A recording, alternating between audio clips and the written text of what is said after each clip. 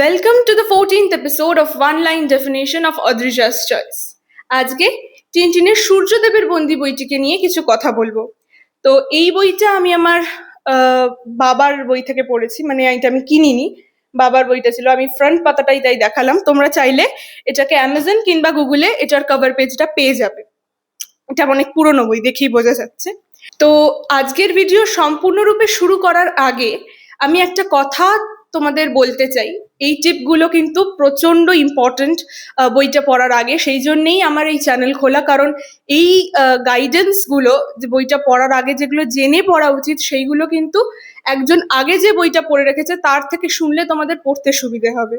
তো যেটা আমি বলতে চাই সেটা হচ্ছে যে তোমরা যদি মমির অভিশাপ বইটা এর আগে না পড়ে এই বইটা পড়ো, তাহলে কিন্তু গল্পের যে স্ট্রাকচার বা প্লট তোমাদের মাথায় সম্পূর্ণরূপে তৈরি হবে না।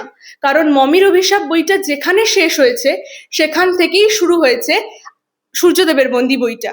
কাজেই যদি তোমরা আমার ভিডিও দেখে থাকো তাহলে জানো যে মমির অভিশাপ এর স্টোরি লাইনটা কিরকম, এবং সেটা যদি তোমরা পড়ে নাও তবেই কিন্তু এই বইটা সূর্যদেবের বন্দিটা পড়ে লাভ আছে, তবেই পুরো প্লটটা তুমি বুঝতে পারবে। তো এবার আসি বইয়ের চরিত্র সিলেকশনে। তো বইয়ের মূল চরিত্র হচ্ছে captain হাডক, Tintin, Johnson and Ronson. তবে ক্যালকুলাসও এই গল্পে আছে, কিন্তু ক্যালকুলাসের প্রেজেন্সটা অনেকটাই কম। সেই জন্য ক্যালকুলাসকে মুখ্য চরিত্রের মধ্যে সব জায়গায় ধরা হলেও বইবন্ধু আদ্রিজা বলছে যে কারণ প্রেজেন্সটা ওনার খুবই কম কিন্তু ইম্পর্টেন্সটা বেশি।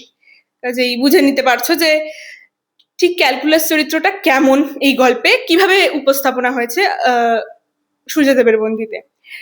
এছাড়া আমি আগের ভিডিওয়ে বলেছিলাম যে ক্যাপ্টেন হেডক এবং টিনটিন আর জনসন রনসন আছে, কাজে ওয়ার্ল্ডের বেস্ট কম্বো, কামনেস এবং ক্যাওসের একটা অনবদ্য মেলবন্ধন কিন্তু এবারও অর্থাৎ সূর্যদেবের বন্দি গল্পটাতেও আমরা দেখতে পাবো।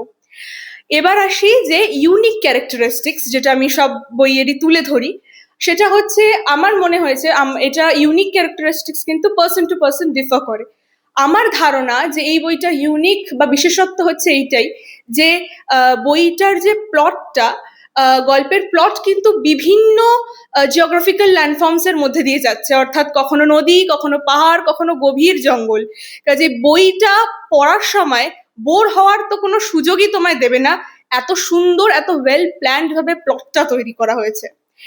এবার আসি যে স্টোরি লাইন এসেন্স যতটা না নষ্ট করে বলা যায় ততটা বলছি।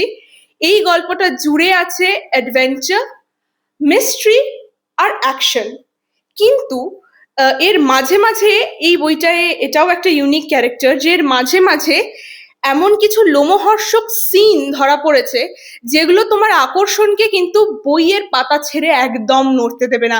কাজেই ঠিক কতটা ম্যাগনেটের মতো একজন পাঠককে এই বইটা টানবে তোমরা বুঝতেই পারছো। এছাড়া এই বইটাতে কি আছে? এছাড়া এই বইটাতে আছে, যেহেতু ক্যাপ্টেন হেডক আছে, বারংবার এখানে সে একটা কমেডির খোরাক হয়ে উঠেছে। এত সিরিয়াস একটা প্লটের মধ্যেও কমেডিটার যে উপস্থাপনা সেটা কিন্তু আরজে হারজি পারেন এত সুন্দরভাবে। কারণ এত সিরিয়াস একটা প্লট, যেখানে কেন সিরিয়াস সেটা ভাঙলাম না, কারণ সেটা বলতে গেলে মিস্ট্রিটার অনেকটাই বলা হয়ে যাবে। বাট জেনে রাখো যে অনেক সিরিয়াস একটা প্লট, টিনটিন যে কেসে আছে সেই কেসটা যথেষ্ট গুরুত্বপূর্ণ এবং না আর বলবো না, আর বলে দেওয়া হয়ে যাবে, যথেষ্ট গুরুত্বপূর্ণ। কাজেই এখানে কমেডির যেভাবে কমেডিটাকে প্লট করা হয়েছে না, সেটার জন্য কিন্তু মানে যে দক্ষতাটা লেখার মধ্যে চাই, সেটা বারংবার যে রাইটারের কতটা দক্ষতা লেখার প্রতি বা কতটা প্যাশনেট উনি ওনার গল্পের প্রতি, লেখার প্রতি, সেইটা কিন্তু বারংবার বইতে ফুটে উঠেছে এইরকম সিরিয়াস প্লটের মাঝখানে কমেডি সিনসগুলোর প্লটিং দেখে।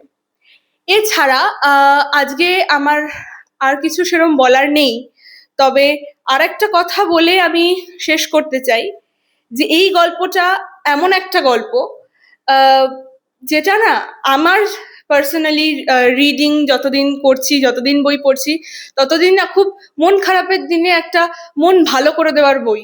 কারণ এই বইটা আমার জানি না আমার ধারণা এটা যে টিনটিন সিরিজের বেস্ট বই। আমি আগের দিনই বলেছিলাম যে টিনটিন সিরিজের অনেক কটা বই আছে যার সঙ্গে আমার পার্সোনাল কিছু ইমোশনস জড়িয়ে আছে, এবং আমি চেষ্টা করি এই ইমোশনগুলোই তুলে ধরার ভিডিওর মাধ্যমে, কারণ এই ইমোশনগুলো কিন্তু অ্যাজ আ রিডার তোমাকেও হেল্প করবে, কারণ তুমিও একটা বইয়ের সঙ্গে কিভাবে অ্যাটাচ একজন মানুষ হতে পারে সেইটা জানতে পারবে। আমার ভিডিওর মাধ্যমে যদি জানতে পারো তাহলে আমারও কিন্তু খুব ভালো লাগবে। কাজেই এইটা বলেই আমি আমার ভিডিও শেষ করব যে এই বইটা কিন্তু মানে আমার এতদিন যা বই পড়েছি তার মধ্যে পড়া সেরা একটা বই। আর তোমাদের কেমন লাগবে, তোমাদের পড়া বইয়ের মধ্যে এটা সেরা বই হবে কিনা সেইটা জানতে গেলে তো রিভিউ দেখলে হবে না, চটপট পড়ে নিতে হবে। কাজেই বই বন্ধু অদ্রিজা সাইনিং অফ। দেখা হচ্ছে এপিসোড নাম্বার 15-এ। আর এখনো পর্যন্ত যদি তুমি আমার চ্যানেলটা সাবস্ক্রাইব না করে থাকো, করে দাও।